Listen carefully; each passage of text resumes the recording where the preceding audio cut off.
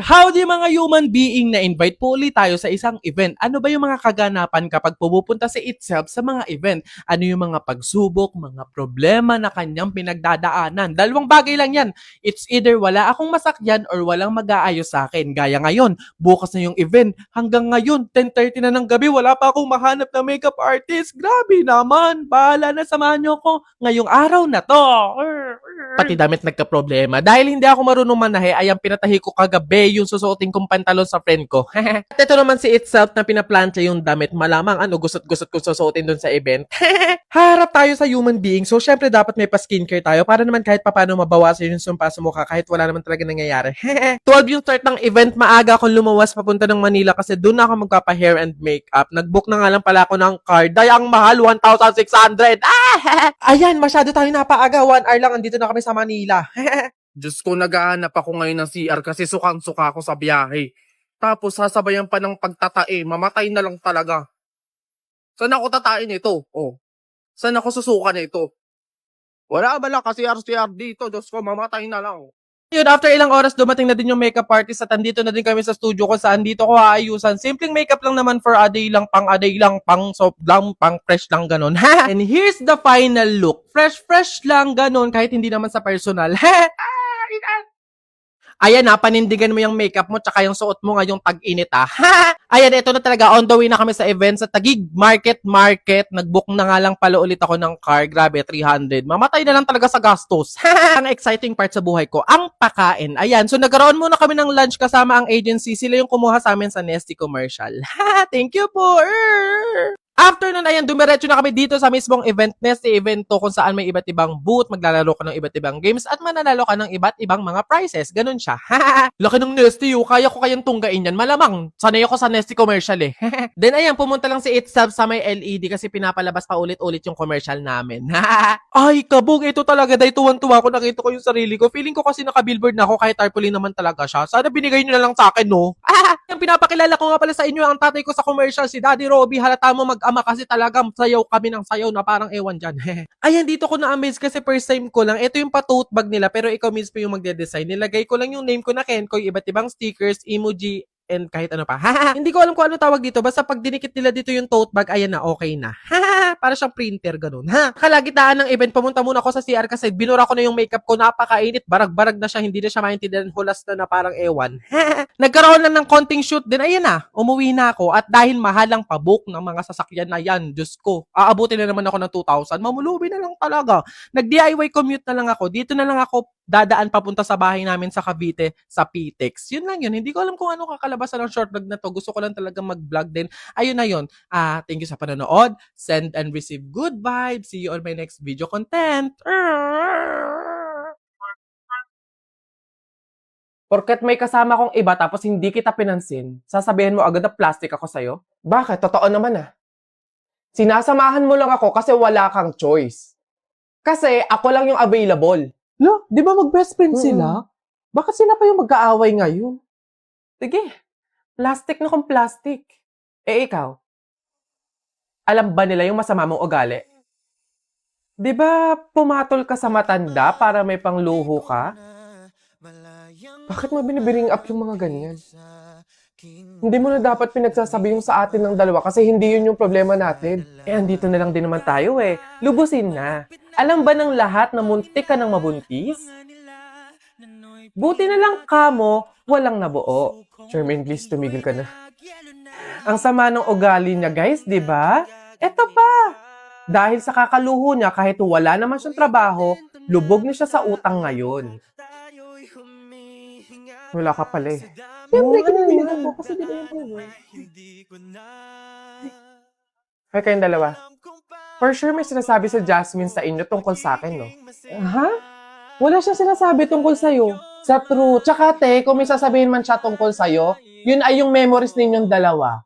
Alam mo bang sobrang miss ka na niya? Posible. Hindi ako naniniwala sa inyo, umami na kayo. Totoo yun, Charmaine. Oo, hindi ako naging mabuting kaibigan sa'yo. Hindi tayo nagkaintindihan. Pero hindi kasi yung sapat na dahilan para siraan kayo. Para ilabas yung pinagsamahan nating dalawa. mabuti man or masama. Ayoko kasi na magmumukha kang masama sa mga tao. Ayoko may masasabi silang masakit sa'yo. Alam mo kung bakit? Kasi kaibigan kita eh. Paghiwalayin man tayo ng tadhana dahil sa mga pagsubok at problema ng isang pagkaibigan, kaibigan pa rin kita at mahal na mahal kita. Ang bisig, may kaba pa sa aking dibdib. Marinig lang ang iyong tinig, matutunaw din lahat ng nyebe. Ano kaya kinamatay nito, no? Gagi, ang ganda ng libingan nito. Halata mo mayaman, no? May aircon kaya to or ano? Electric fan. 2022 siya namatay. 23, 24, 25. 3 years na siyang patay, te. December 3, 2000. Ka-birthday ko pa to, oh. Uy, kaapelido ko pa, oh. Sino to? Hindi ko to kilala. Uy, bata pa to, oh. Lakawawa. Howdy mga human being at naimbitahan nga tayo sa BP Night 2025, ang sorpresa, pasabog at engranding event na napuntahan ko this 2025. Gusto niyo sumama? Syempre, sasamahan niyo ako sa vlog na to. Ayan, 7 a.m. Get ready na tayo. Magiging tao na naman po tayo for today's video. Opo, ayan, anyways, yung hair and makeup ko dyan ay si Mr. Kyle Loyola. Ayan, tinuturing ko na talaga siya na makeup artist ko kasi sobrang galing, mahusay, quality yung makeup, kaya pabook na kayo. At dahil nga ready na ako, napaka-pogi na, on the way. Ayan, after 30 days, nakarating na din. Charis. Andito na kami sa Marriott Grand Ballroom here in Pasay. Habang waiting pa ako sa ibang content creators at agency na mag-a-assist sa amin, as a mahiyain, dito muna ako sa CR, nag-picture, nag-video, nag-TikTok. Lahat na. Kasama ko na nga ang Hit PH, yung agency, at yung ilan sa mga content creators na mga kasama namin ngayon. Ito talagang dalawa to yung nagdala eh. Pasabog eh. Nice to see you guys! Dahil like what I said, talagang pasabog tong event na to, tong BP Night 2025. Meron silang pa-hotel room, daming pagkain. Di talaga kami nila pinabayaan dito. Thank you po. Bugs, ready na nga kaming umaura. Ito talaga yung isa sa mga pinaka-exciting parts sa BP Night 2025 kasi dito nag-red carpet kami, nag-interviews, pumunta sa iba't ibang booth, nakipag-chismisa, nakipag-kwentuhan, nag-feature, nag-videos. Umaura lang talaga kami dito and ang dami ko nakitang content creators, artists, kaya super saya talaga ng BP Night 2025. Alam, may pamerienda, may pa-Starbucks. Palaging thank you Hit PH and Bingo Plus. So ayun, mamaya pa yung show, kaya tumaas muna kami dito sa hotel room para mag-rest, kumain, makipag-collab sa mga content creators na kasama ko dito. And ayan, before 8 p.m. bumaba na kami kasi mag-i-start na yung event, yung show. Dito nagkaroon uli kami ng exposure. Tinanggal ko na yung makeup ko pero okay lang. Ayun, lumakad uli kami dito sa purple carpet. Kanina pa pala ako red carpet, ng red carpet purple to. So, purple carpet. Ayan, nandito na kami sa loob kasi dito yung area or yung place kung saan magaganap yung show, yung performances, yung paraffol ng sasakyan at ng milyong-milyong pera. Sana mabunot. Talagang patuloy ang pagpapasabog. Meron kasi silang pa-PR package. PR package? May pag-gift sila sa amin, day! Andito na naman po tayo sa mga sosyal na pagkain at mga pangyayamanin na hindi tinatanggap ng sikmura natin. Pero yung masarap. Dumating na nga tayo sa exciting part ng BP Night 2025. Countdown na, kaya mag-uumpisa na ang show. Dito excited ako sa mga entertainment, surprises, at mga performances. Ayan na nga, nag-start na nga ang show at ang host sila for tonight ay si Mr. Sam YD at si Miss Nicole Cordobes. Grabe, nagbibigatan yung performances ngayon dahil ayan na nga, inumpisahan na ni Miss Yen Constantino.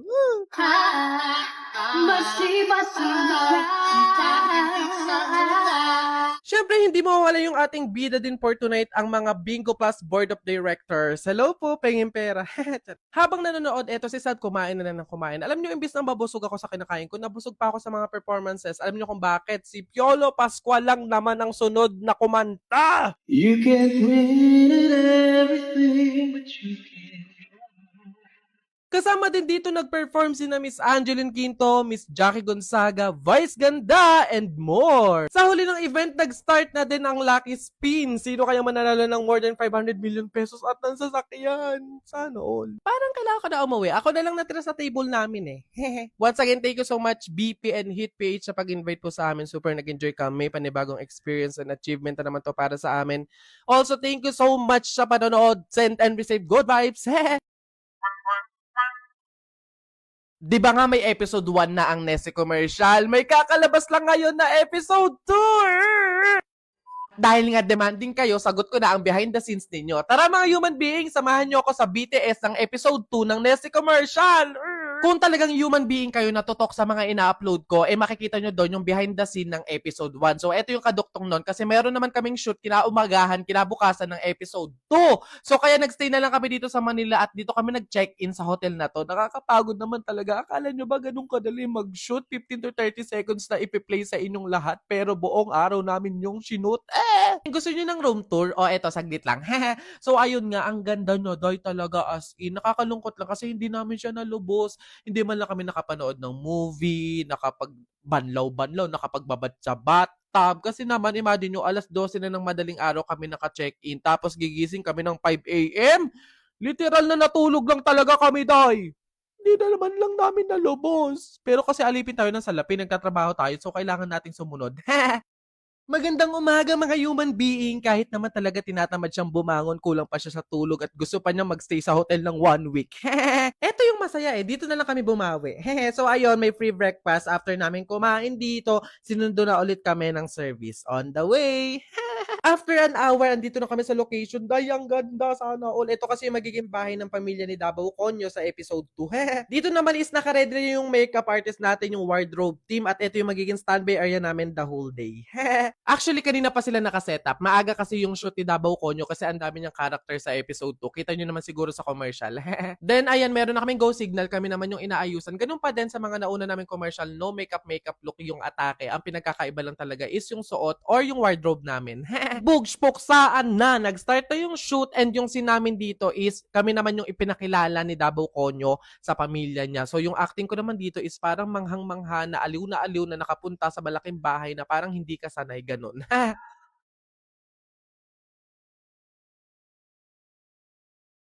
Sa scene din na to, may prop sila na binoculars and ako yung gagamit nun para makita ko yung pinsang malayo na tinutukoy ni Davao Conyo. Wala lang, share ko lang. Ang special, hello, ako lang yung gagamit. Eto si itself na literal na manghang-mangha na, hindi na siya acting kasi dahil talagang nag-enjoy siya sa binoculars kasi talagang nazo-zoom lahat, kitang-kita mo, kulang na lang pati kulangot ng mga tao. Sa mga curious, eto yung itsura namin sa monitor. Hindi, may TV pala kayo, no? So alam niyo yung itsura. So again, wala nga kami masyadong lines dito sa episode 2. React lang kami sa pinapakilalang pamilya ni Davao Conyo. Ito nga yung shot ko na after sabihin ni Davao Conyo yung pinsang malayo sa pamilya niya, din tsaka ko ilalabas yung binoculars.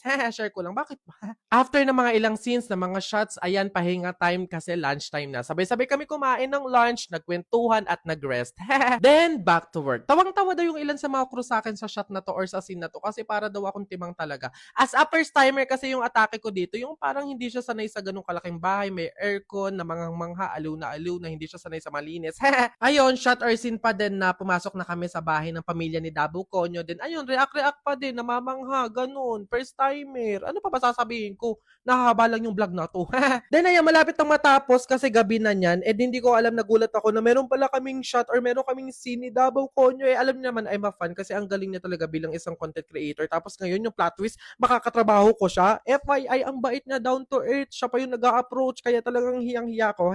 Wala lang, ayun, isa lang sa pinakamasaya ko din talaga that time kasi ayun, chikahan lang kami kapag hindi rolling, tapos kasama mo pa yung mga mababait na makeup artist, mga crew, and yung idol mo, ganun. Basta yung scene dito is may kakambal si Davao Conyo, nahawak nila ako pareha sa balikat na para akong inaakit, tapos ako diring-diri naman ganun. Ganito, 1002, 1003, 1004, and smile.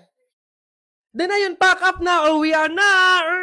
Thank you for watching. Don't forget to watch my other video content and follow my other social media accounts. Send and receive good vibes!